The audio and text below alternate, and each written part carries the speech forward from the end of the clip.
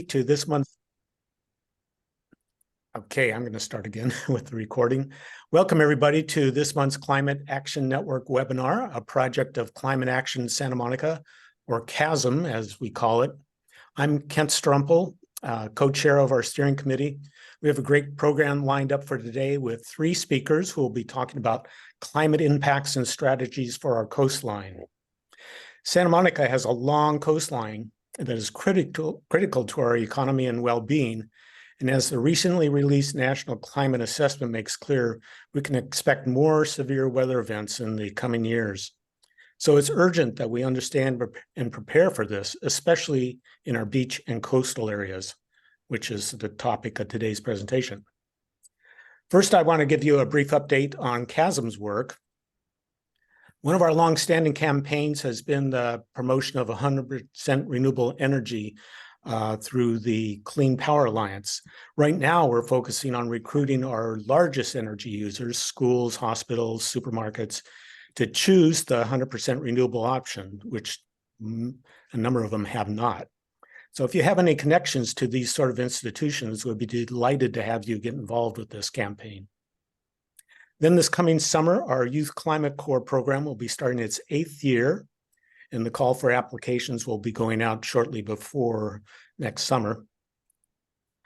We're currently managing a state-funded youth workforce development grant that is giving participants experience working in climate-related jobs here at CASM and elsewhere in the city. One of them, Jasmine Contreras, will be giving today's presentation, her maiden voyage presenting on a seminar. And really, at the core of our work is empowering a climate-ready and knowledgeable community of people who are both supportive and take action on climate. Today's webinar is one example of that. Another is our upcoming Natural History of Santa Monica Bay bike tour that will be led by Earth Sciences professor Bill Selby on December 17th. Bill is really a local treasure, so this should be a fascinating event. You can find a link to it in our chat.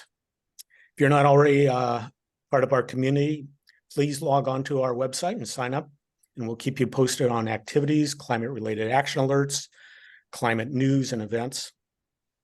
So let's get to today's presentation. Just a quick note, if you have questions, you can begin posting them in the chat at any time. Now I'll hand it off to Nancy Sanchez, our climate fellow who has organized today's event. Nancy? Thank you so much, Ken. Hello, everyone, and thank you so much for being here. It really does mean a lot to us. I have just put in the chat a link to sign up to our Eventbrite for the bike tour coming up next month, November 17th.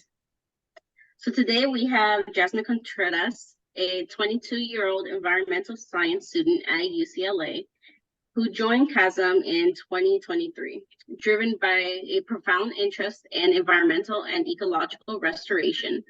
Her journey began at the University of Redlands, where a plant has actually kindled her passion through specimen dissection, pressing and learning about the diverse California Mediterranean climate.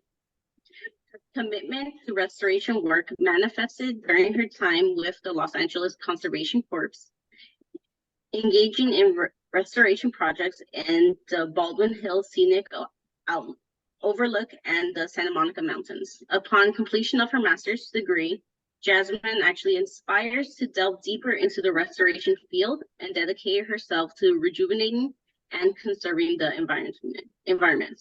So here is Jasmine. Everyone, give me a second while I share my screen. Thank you, Nancy, for introducing me. All right.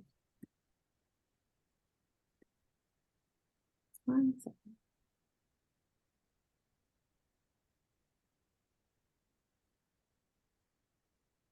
Are you guys able to see that? Yes. Yeah, okay. All right, hi. Today I'll be speaking on rethinking how we manage our beach in an era of climate change. Most specifically, understanding beach grooming as well as the effects of beach grooming on trash.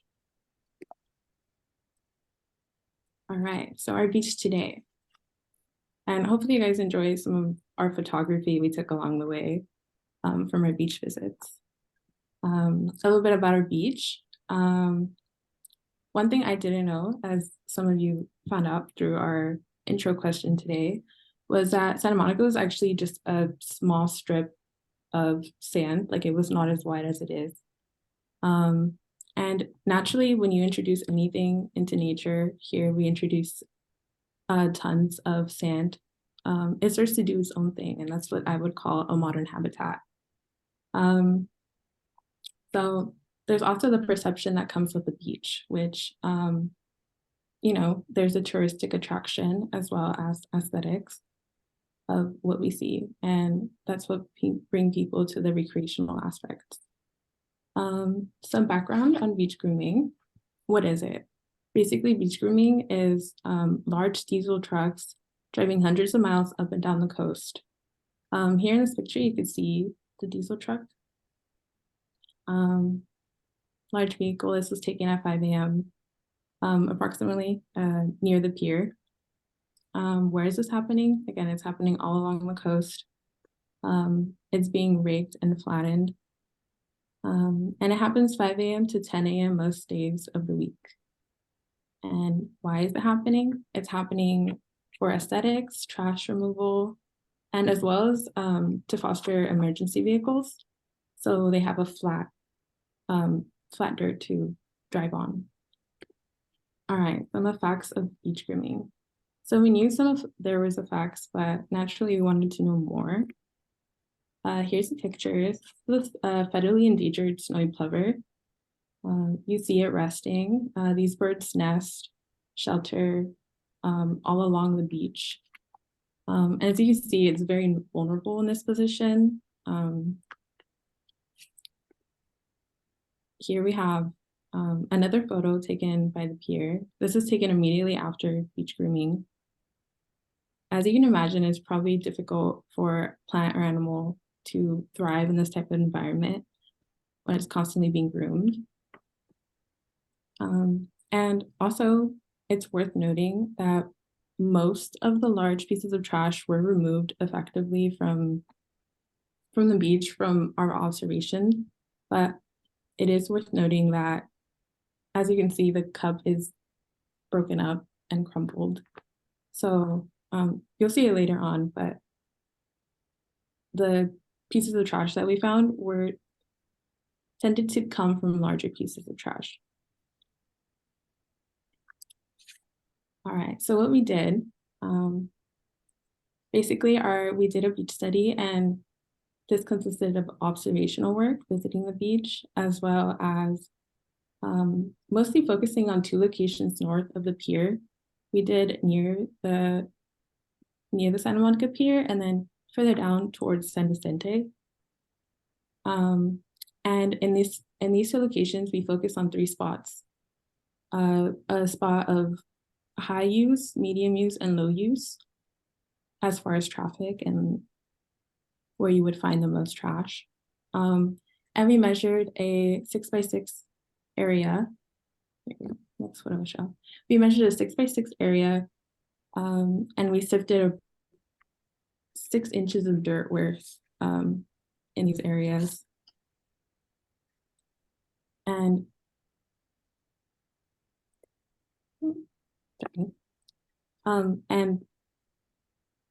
what we found, what we used were the graders, and the graders were approximately 1/4 inch to 1/2 inch. Yeah, and we did this all along the 2 locations. So what we learned from this from the study is from the process of interviewing, observing, and collecting, we learned that there's 4 different types of vehicles. This is the first one. As you can see, it's a very large tractor, diesel powered. And this first one was the first one we encountered by the pier. It's basically like a conveyor belt where it scoops up the trash and it goes into the back of it and it sips.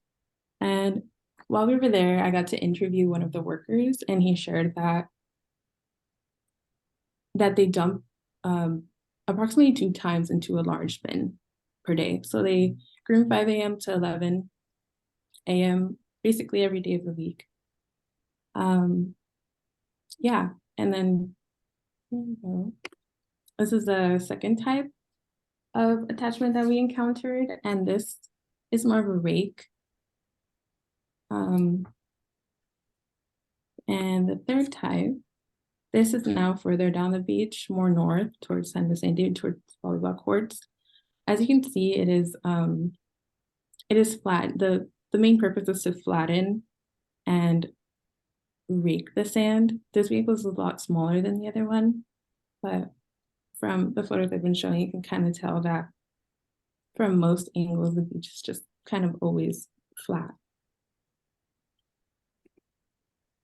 And this is the fourth type. This is a railroad tie that they use. They mostly use these along the volleyball courts, as well as just along the beach, just for the purpose of flattening, as well as it does, to some extent, pick up trash as it goes along. Here are images of what we collected from our sifting. As you can see, it's mostly organic material. Again, we did notice that from the large pieces of trash, or the trash that there is, it is kind of part of a bigger piece that has been decomposed or broken up, assuming it's from the rakes as they go groom. Here's a picture. This image shows a cup. This was taken right after beach grooming. So you can see it's flat and the cup is shredded. This is right next to the pier. The purpose is to show that there's around like 7 to 8 feet of sand where most people tend to be populated on the beach, and this area the groomers don't reach. They stay away from the tide. So it kind of led to the idea of like, is there better ways to groom the beach, and more effective ways? So yeah. So I don't know, but I feel like most people don't know what's going on down at the beach. I don't know about beach grooming. That's why I think education is always great. It's good to know what's happening, or think about things that we don't see regularly or know about, and taking the lead. So, I mean, this happens along most coasts. Santa Monica is the lead in many things. And it's also an opportunity to set the trail for other coasts to see, you know, different ways of like handling and leading to policies that could be more effective. Like, does the beach need to be raked every day? Does all of it need to be raked every day?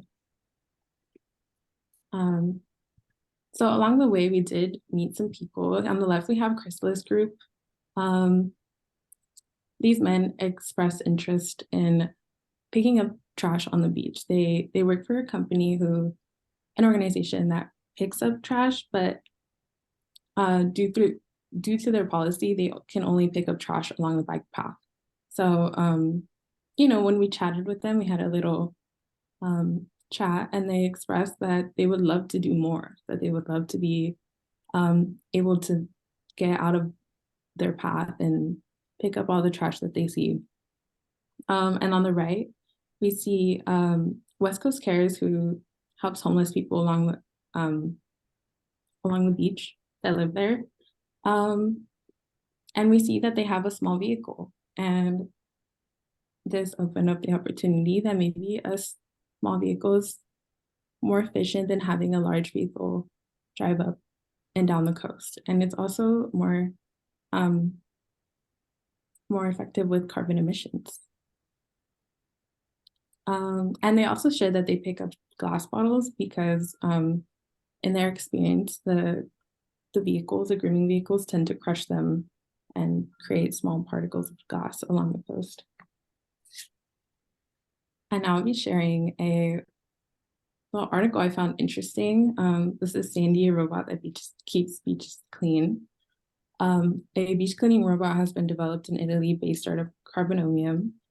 The aptly named Sandy is an autonomous and environmentally friendly robot that traverses beaches and searches of trash.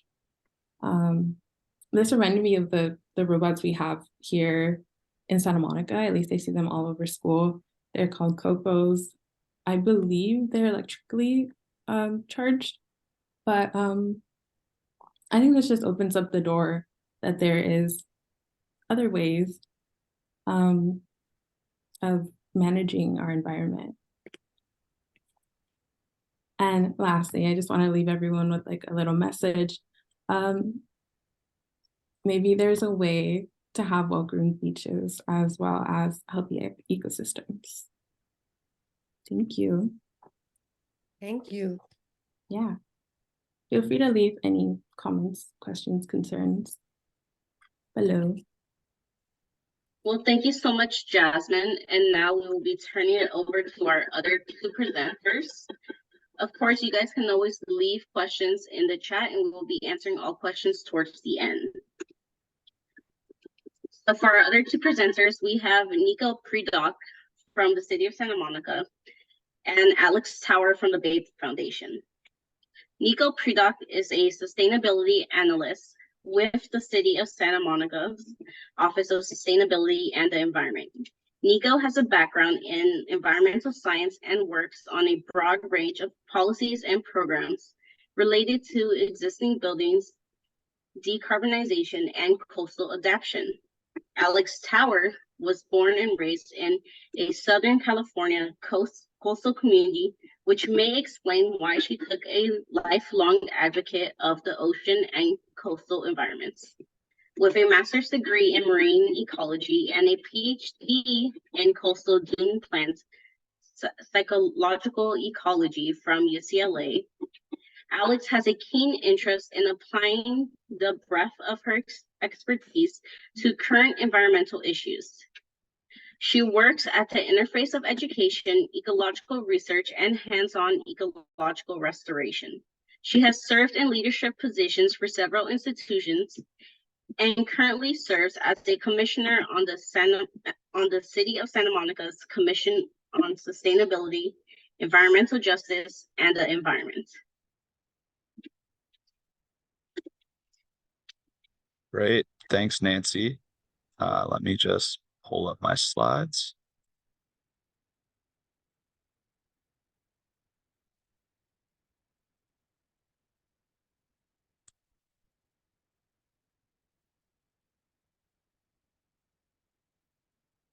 Sweet. Well, hello, everybody. I am very grateful that you are all here, and it's great to have such a good turnout. And I think the conversation about the second Santa Monica Beach Dune Restoration project we're about to dive into follows up really nicely with some of the work that Jasmine did. So I'll be giving a bit of background on why this type of work is a priority for the city, and then I'll let the project lead on this project, the Bay Foundation, jump in and tell you more about the second Santa Monica Beach Dune Restoration project.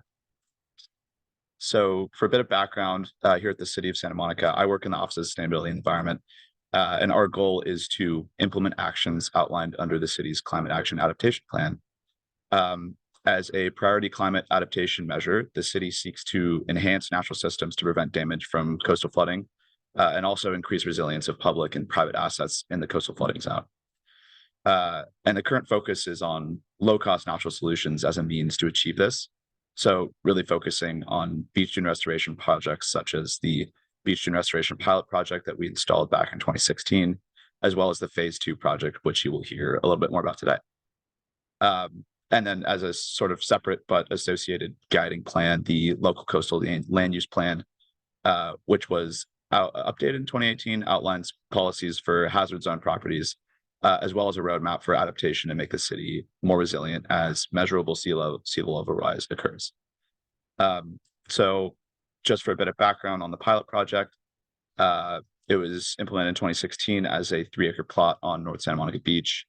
The beach was fenced off, native plant species were seeded, and grooming was restricted.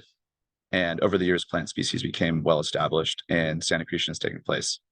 So during the implementation of that project, there was a really successful public outreach period that took place. And lots of good feedback was incorporated into the project design. And I think this really, ultimately led to the project success as one of, one that really came to balance the city's priorities of natural solutions, improving coastal resilience, while maintaining that accessibility to what is one of the most popular beaches in the world. And since project monitoring came to a close in 2021, there have been a few publications that really highlight the success of the project. In 2021, the Bay Foundation released their Year 5 report, and more recently, a group of scientists that have been involved with the project for quite a long time released a paper in Frontiers in Marine Science that was featured in UCSB's publication. And this paper sort of, highlights the feasibility of restoration projects in really populated urban coastal areas. So for Santa Monica specifically, the study showed that there's been an overall beach dune height increase of about 0.3 meters throughout the plot, and an average dune height growth in mobile dune areas of about 1 meter, and that the dunes are growing at a much faster rate than current rate of sea level rise, which is all great news. And then in the upper right-hand corner, just sort of shows the aesthetic difference and the change that's taken place over the 5 years of what was originally that sort of, quintessential Santa Monica look, groomed, flat, nice sandy beach, into sort of more of that, rugged dune environment. But really, this project on the full spectrum of benefits has shown a great proof of concept for scalability across Santa Monica, sort of navigating, accessibility with ecological success. And then before diving into the phase 2 project specifically, I'll just kind of give a timeline overview.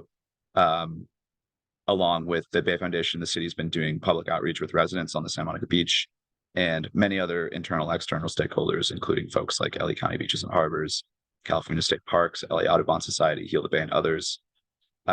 Project implementation is scheduled to take place this winter, so it's coming up super fast.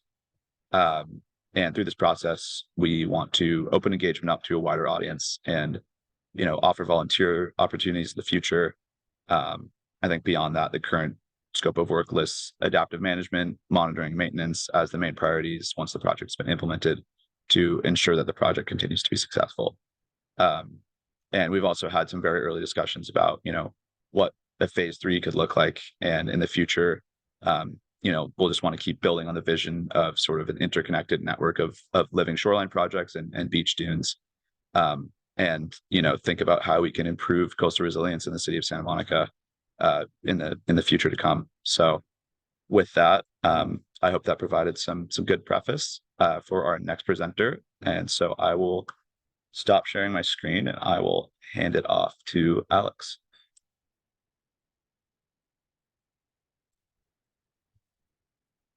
Nico, let's see if I can smoothly share my screen here as well. Here we go. All right, can you see this screen where my mouse is running over? Yes. Okay, terrific. All right, so I want to go over the next phase. We're calling it SAMO 2 or phase 2. And in order to do that, I kind of want to just revisit what the point of the first pilot project was. So get my mouse in the right spot so I can move it through. So I want to locate us really quickly. The Enberg Beach House is here. We mentioned Marion Davies' house right here, and there's that seawall we talked about a few minutes ago. Anyway, so here's the pilot project right here. It's a little over 3 acres. And it was basically protected by some sand fencing that was put up. And then we scattered seed of native species. So there was no sort of planting of container stock or anything like that. So over the course of the last 7 years, we've just watched this amazing transition happen on the beach. It started as a flat groomed beach, and now it is looking more and more beautiful, and I can show you some pictures of that. While I have this picture up, I just wanted to point out this little area over here, which is the Audubon enclosure for protecting the western snowy plover that Jasmine mentioned earlier, and she showed you a picture of it in the truck track. So let's move on now. So this is what it looked like when we started in 2016, and this is a lot what it looks like in most of the places where we want to expand in phase 2. The project goals were basically to demonstrate that dunes can provide public benefits and enhance a natural resource value, and also to evaluate whether dunes can be a low-cost defense from climate change effects like rising sea level and wave erosion. So this approximately 3-acre plot is a low profile. It's 1 to 3 meters, or at least we expect it to be up to 3 meters at some point. It's still accumulating sand, and it's a very dynamic situation with the sand moving around from wind action and everything.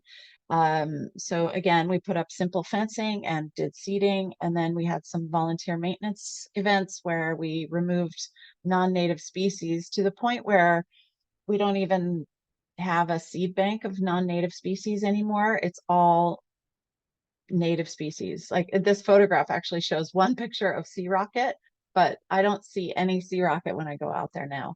So, and we do some scientific monitoring, and while we completed our monitoring in 2021, we actually continue or the official monitoring, we actually continue the monitoring because this is sort of a seminal project for us, and we like to continue the kind of understanding how these dunes progress.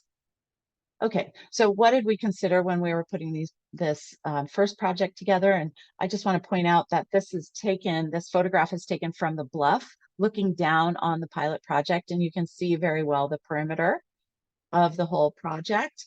And there is a pathway that goes right down the center of it. And you can kind of see over here in particular in the lower left corner that the perimeter is up here where the plants are located, and the dune is actually expanding beyond the perimeter. So that's what I mean by it being kind of dynamic, where the dunes are actually growing, not just vertically, but also horizontally. So to me, it's really exciting to see. But we had to consider things like the recreation programs that are happening in the area, public access. How is the site used currently? Before we put in everything, we got kind of support from residents, from the commercial people, like the beach club that's right behind this site, the city preference, maintenance, safety, lifeguards, all of those people had their input on how we put together these sites. And similarly, we do the same thing for phase 2. We are also very concerned about aesthetics and also increasing biodiversity on the beach.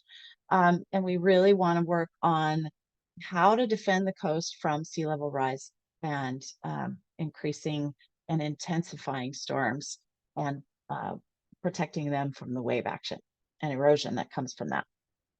And we're also looking for a way to do this cost effectively. So building a dune like this is very cost effective relative to putting up a seawall or putting in riprap revetments. So, so it's really important to us that we detail the scientific monitoring of this and really characterize it in a way that people can understand. So right now what we're looking at is approximately 1 meter of sand accumulation in the foredune and around the perimeter, like you probably could see a little bit better from that bluff photograph. But I mean, looking at these plants up close is just absolutely stunning. The beach evening primrose, which is this yellow flower, was really just spectacular this last spring. And if we have another El Nino or another rainfall year, like we're expecting an El Nino this year, hopefully it'll be the same. Okay, so we have goals for our phase 2 project. And I put this picture in here just to remind me to say something about the educational value that we found in this site and that we expect for phase 2 as well. These are college students who have come out to really observe and ask scientific questions about dune formation and plant physiology. But we have first graders come out, we have Girl Scout troops come out, we have other college students doing internships. And in fact, I think I noticed one of our interns on the call today. So a lot of people are visiting it for various reasons, including not just education, but we recently found that somebody was using it as this pathway actually was being used as a processional for a wedding. So it's beautiful, people love it, and it's educational as well. So that's really exciting to us. So, and we're taking in the same considerations for this next phase. So again, here's a map of the pilot project here, and the new phase 2 will be all 4 of these shapes, the yellow and the purple. And you can see the plover enclosure right in there. And looking a little more closely, we mapped it out with where the post and rope will go. And we've sort of smoothed out the corners here so that trucks can get through in this area right in here between all 4 of the polygons is what we call them, all 4 of these shapes, is big enough for a soccer field to go in. So the recreational aspect of the beach is still maintained, in addition to these corners being shaved a little bit so that our surf camps, summer surf camps, can actually continue to go where they've always enjoyed going for, hosting all the children that come to the beach in the summertime. The other thing we took into account is that there is a parking lot right here and a walkway. So we made this pathway directly in line with that parking lot and the pathway. And we're looking to build these polygons in the back towards the bike path because we're hoping we can retain the sand on the beach rather than having the sand escape onto the bike path and actually make it kind of treacherous for bike riders and skateboarders. So we're hoping that this will be a new way of finding safety on the bike path. But you'll also see that there is space between the polygons and the bike path, such that if somebody does crash, they do not impale themselves on any of our posts. And also there is space for the trucks to get by to take care of whatever they need to get taken care of. We've got approval from the lifeguards, from state parks, from Audubon, from Heal the Bay, from most constituents that we've reached out to have been just incredibly positive. And in fact, I was out there the other day doing some maintenance on the pilot project, and they were asking me, when do we get more of these? When do we get a lot more of these? And so it's really exciting to see that the public is just so not just tuned in, but also very, very positive and supportive of it. So this is another map just to kind of infer the kind of biodiversity that we're expecting to see in this site. The foredune will be a little less biodiverse because there's fewer plant species that can survive closer to the ocean. And in the back dune, we're expecting that because they're just a little bit further away from the ocean, it can support more species of plants, which means it'll support more species of butterflies and birds and bees and other things. So we're really excited about that aspect of it too. And we have a plant palette that would support that hypothesis. This is just a basic plant palette that we can put in both locations. And then in the hind dune, or the area back by the bike path, we will look towards adding more species above this. So I don't expect you to spend a lot of time reading all of this stuff, but sand verbena and saltbush and datura and our California state flower, the poppy, also beach burr, and beach evening primrose, and then finally a coast weed, which is a nice little delicate daisy-like flower. So we're really excited about that part. And I tried to keep it down so we could open it up for questions. So I want to just say thank you. And I can't wait for this next phase. And like Nico said, we're talking about phase 3 already, which will be a much more integrated dune system that we're looking to install all across Santa Monica from north to south, which is really exciting. So I will stop sharing and turn it back over to, I think, Kent. Am I right about that? Yes, thank you, Alex. That was Okay, great. Really learned. Good. Yeah, so we're going to move into the Q&A now. And as Nancy forwards the questions to us, I'll leave it to the various speakers to just jump in if you know the answer to the question. One or more, of course. So Nancy, what's our first question? Well, from the very beginning, the first question we have is, are there any negative impacts of beach grooming? I can answer that. Oh yeah, so just to summarize a little bit, beach grooming, it strips the beaches of native plants and also anything that would, want to like any ecological growth that would want to be there is being raked regularly. So there's that. There's also the carbon emissions by the grooming vehicles that are driving 5 a.m. to 11 a.m. every day of the week, basically 7 miles per hour. Yeah. Thank you. Thank you. Jasmine, there's also, I want to reiterate, if I may, sorry, interrupt here. Yeah. But we also want to drive home the point that small pieces of trash are, we find that small pieces of trash are created by the grooming process. Mm. So there might be a different way of dealing with some of the trash collection. They break it down to smaller particle sizes. Is that what you're saying? Yes, when our survey, Jasmine, do you want to say a little bit about what we found from the sifting? Yeah.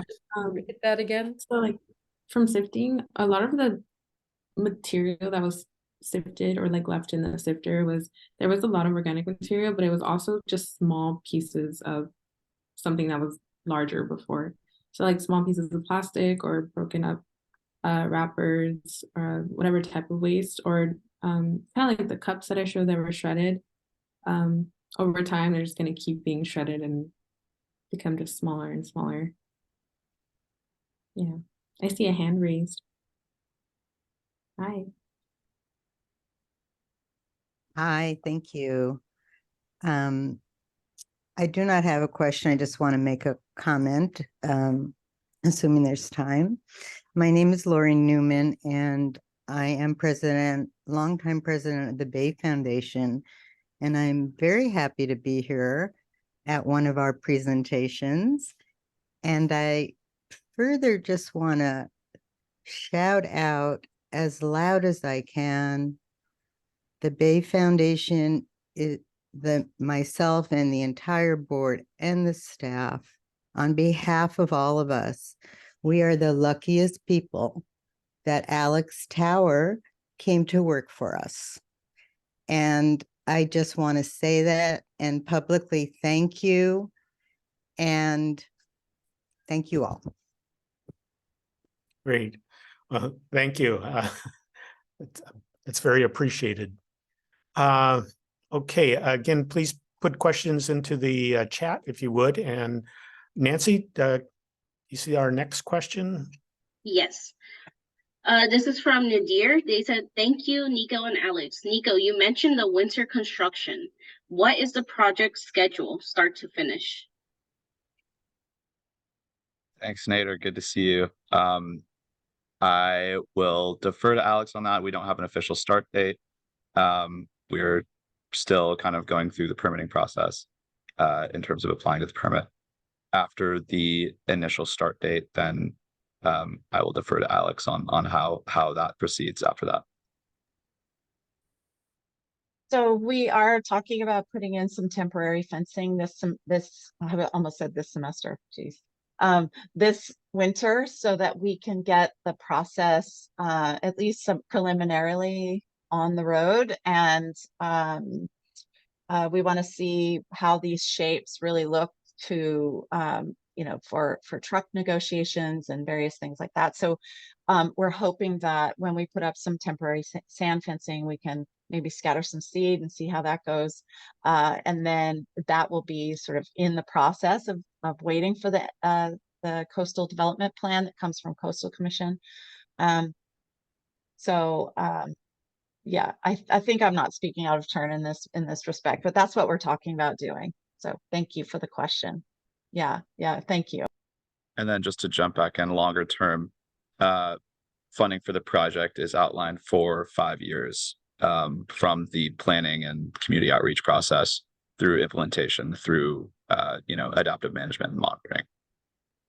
Yeah, and But that I'll doesn't jump mean that back the in. dunes Oh, will. sorry. No, I was just gonna say that doesn't mean the dunes will be uninstalled as soon as that 5-year term is over. Yeah. Just to be clear.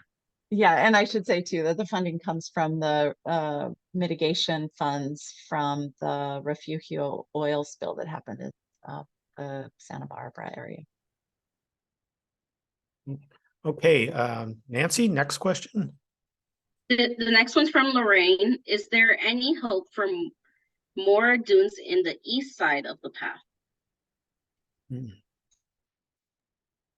Okay, so that's a tricky question, Laureen, and I really appreciate the question. I wish, but it sounds to me like oceanfront residents are a little bit hesitant to allow that kind of encroachment. I don't, that's probably too aggressive of a term, but there's a little bit of a it's getting too close to my home. I'd rather that didn't happen. That's the sense that we get. That may change now that we're seeing how beautiful they are and how successful they've been. And you know, just as an example, the beach club was very much against this project, the pilot project in the first place, because they were afraid it was going to affect their membership and everything. And now they even have their own dune that they have built closer to their property. And so I think what we'll see is a little more support if we can show that it's not gonna you know, be a total invasion of their space or their view shed or whatever. That the residents and other businesses will be much more on board with putting them on the east side of the bike path. Thank you. Nancy? The next question is from Timothy. Will these restored areas at some point be open for foot traffic, or will they be closed to humans forever?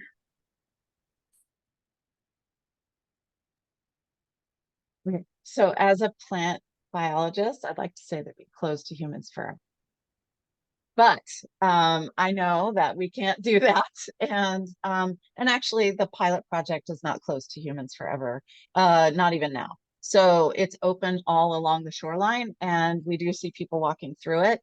Good news is the plants are hardy and they can take it to a certain extent. We'd rather not have like a big invitation, everybody come in and trample, you know, but you know, when the occasional person comes through, it's okay. It's really okay. What we'd rather not see is what we see evidence of, which is people trying to light fires, little campfires in there and stuff like that. So we'd rather not see that sort of thing. And we would like to see, particularly during nesting season, for the snowy plover and the California least tern, those you know, more threatened species, we'd like to see that kind of you know, locked off during that time. It's also really hard to police. So that's sort of a wishy-washy answer to the question. That's what I got. Well, thank you. I'd like to explore that just a little bit more, Alex. It does seem like the way you are laying these out, especially phase 2, is to anticipate space needs for recreational uses. Do you anticipate that if this might be able to become more permanent with some configuration like that has off limits areas, and then woven amongst them are recreational areas? Are you thinking ahead like that? Well, that's a great question. And I think it's important for us to point out that all along the Santa Monica Bay, there are, from Manhattan Beach to Dockweiler to Santa Monica to Malibu, there are other Bay Foundation dune projects. And some of them do have like a core area where they're trying to, the emphasis is to protect that core area and have buffer zones around it. So, so there is that possibility. But I would say the other thing is by providing the pathways that are in agreement with the parking lots. And, when we're planning phase 3, I've gone through a lot of sort of overhead photographs, aerial photographs of summertime at the beach. And I've tried to put the polygons in places where there are few umbrellas. So, obviously I wouldn't put a bunch of polygons in front of the pier or north and south of the pier because that's incredibly crowded. But there are areas slightly north of the pier that don't get as much traffic, and we would like to put them there. So hopefully by adding the pathways in places that are strategic and making sure that, the recreation has what they need, we can avoid having a monstrous amount of foot traffic. I'd rather not have it be like, ooh, you can't come in here, because I feel like it almost invites trouble to have it so locked down. At the other end of the spectrum, though, we are anticipating being able to put in a couple of places where it's more educational. So more interpretive signs, smaller signs about what species are there and so on, so that we can have, some area that's where people can come and visit and learn a lot. And then other areas where people can come walk through and enjoy. Yeah. So yeah, it's just so much to think about, and we'll be holding stakeholder meetings all along the way to make sure that we get as much feedback and make adjustments as we go from there. Great, great. We got a bunch more questions here. Nancy, what's the next one? Next one's from Josie. They said, thank you so much for this important information. How can we introduce the arts in the program to capture the attention for those who are interested in healing the Bay? How can we introduce the arts? Is that what the question was? Yes. Okay, thank you. Oh my gosh, would I love to see? Okay, there's a couple of things that I would love to see. One is I would love to see children's art. And Los Angeles has a poster competition to put children's art on the trash bins that are on the beach, and they're beautiful. I mean, as beautiful as trash bins can be, right? So I would love to see that across Santa Monica. Could we have a children's art poster competition and beautify those trash bins? I say the word is yes. I don't know what the first step is, but I would really love to pursue that.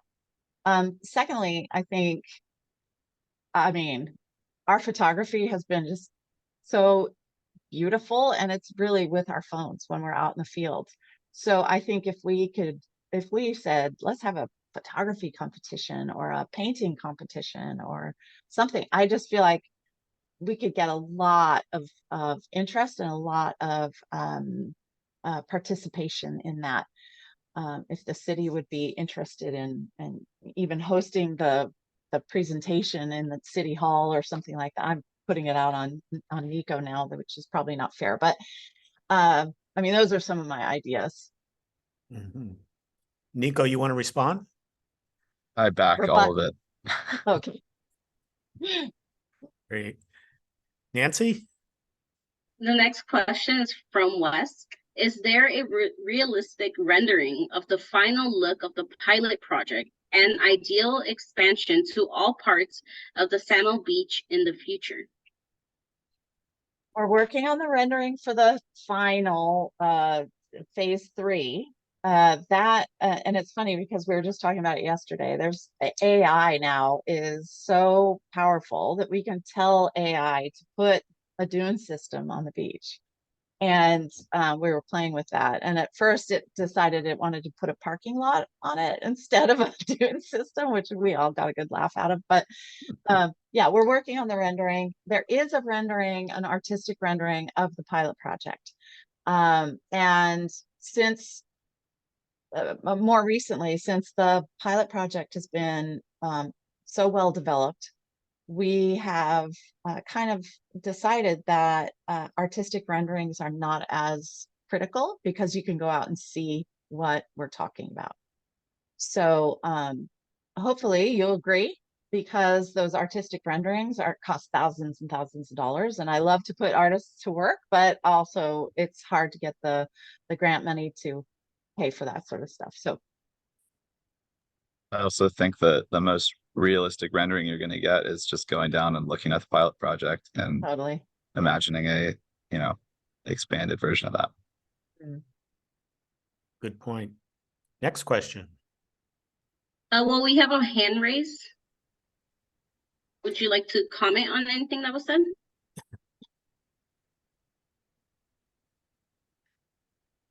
I believe Laura, you're muted. I first want to apologize because I didn't want to go before people that participate in the chat. It's just something I don't do, so it's hard for me. So I speak, so I'll be really brief. I think I'd like to see, looking at any of these projects, doing art on the beach, doing competition, doing trash cans. I think I'd like to see it be a county project because they manage the beaches, and it's just to say, if other people think that's a good suggestion, I am happy to work on that with the county supervisors if there's interest. Thank you. Thank you, Lori. I think that's a great idea. And I think that what I noticed is that those LA posters, they stop at the borders of Santa Monica. So I don't know what it would take to bring them all the way in. I feel like the city has to kind of be a part of that conversation, but I think it would be great. I would love to see that. They're probably LA city funded projects, I would guess. Mm-hmm. So we have to get to the county Gotcha. because of Yeah. their relationship to the beaches. Mhm. So anyway, I'll report back. We'll see what we can do. Thank you, Lori. Thank you so much. Our next question is from Jessica. Is there any concern about Puebler chicks being close to the bike paths? Oh, no. And I say that with probably more confidence than I should have, but I would like to say that the plovers tend to be a little closer to the water. They nest in kind of bare sand, and it's a little bit cooler closer to the water, so they won't, if there's a heat wave or whatever during their nesting season, they're not going to like fry their eggs. And do they Really? tend to avoid areas where there's lots of human presence? Yeah, that's such an interesting question. It's so unusual. They do take flight pretty readily if somebody's walking up to them, but I have seen them right where the dogs are being walked along the beach, and they're just hanging out, just doing their thing on bare sand. And I'm thinking, oh my God, the protection zone is right over there. Go over there, you guys. But they just go right where what they care to. I don't know what to say. I mean, I'm not a behaviorist in that respect, but I do think that they're pretty like they have a habitat, but they're not selecting those places with lots of plants yet. And maybe it's because they're not spread out enough, they're not common enough. I don't know. Okay, great. Thank you. Jessica also asked another question. They said, can you elaborate on what your outreach process is? Sure, I can speak to that a bit, and then feel free to jump in, Alex. I think at first our intention was to sort of do more targeted outreach to specific stakeholder organizations, such as the ones that Alex and I mentioned, and kind of get their initial take and, get the green light from them. We hosted a public meeting at the Annenberg Community Beach House about a month and a half ago.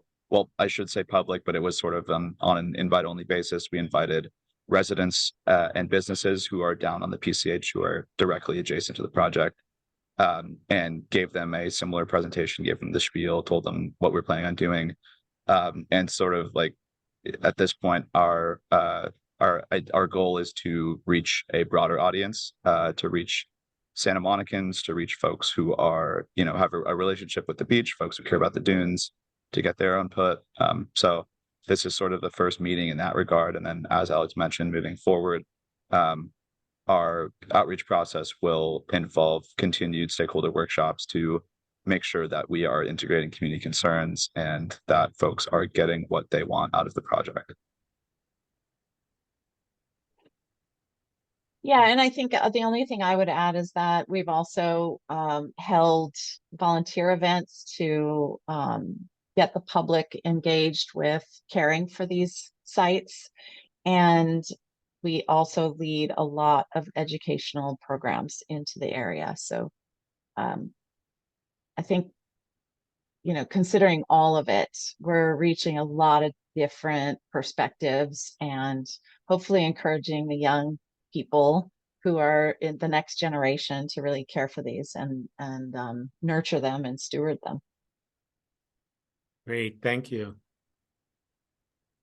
Okay, while we are coming up on our hour, we do have one last question, but if you do need to step away, that's perfectly fine. But our last question is actually from Timothy. What animal populations are supported by the dunes?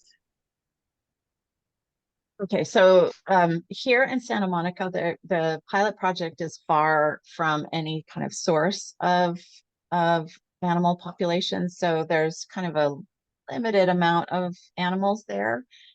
We do see a lot of butterflies because for whatever reason they find these dunes. And bye, Nader. He just left. So a lot of different butterfly species. We see beetles and pollinating the different kinds of bees, some ants. But in some of the other areas, we've been lucky enough to find things like legless lizards and some other species. Well, I didn't mention the birds. We see killdeer and we see, well, the crows visit, but I can't say I'm a huge fan of the crows because they prey on all of our shorebirds. But the shorebirds make use of it, all of that. And then on the ground, we have seen bunny rabbits in the dunes in other places, and even burrowing owls in some of the dunes. And so, when you have a really mature community, you'll start to build on the number of species that are actually present in the area. But right now in the pilot project, it's pretty limited to pollinators, invertebrate pollinators. Okay. And any rodents ever seen there? Is that a problem at all? I can't say that I've seen them.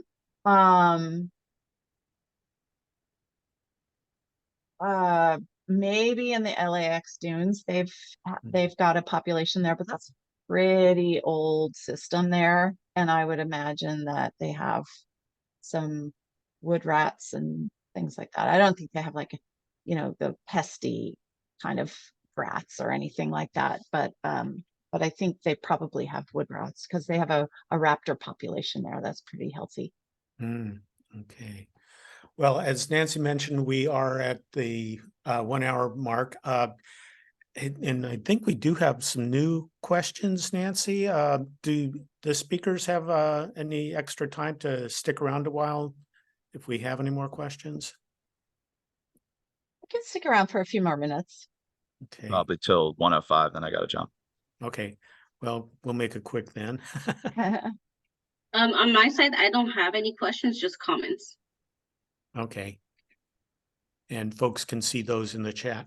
Well, I believe that wraps up a very productive meeting then. I think we all learned a lot and really want to thank Alex and Nico and Jasmine for your terrific presentations. And we are recording this. And if you sign up to get CASM notices, we'll let you know when that recording is available if you want to share it with anybody. So thank you all for coming to our webinar, and we look forward to seeing you at the next one. Any other final thoughts? I just want to commend Jasmine for her work and great job. It was fun.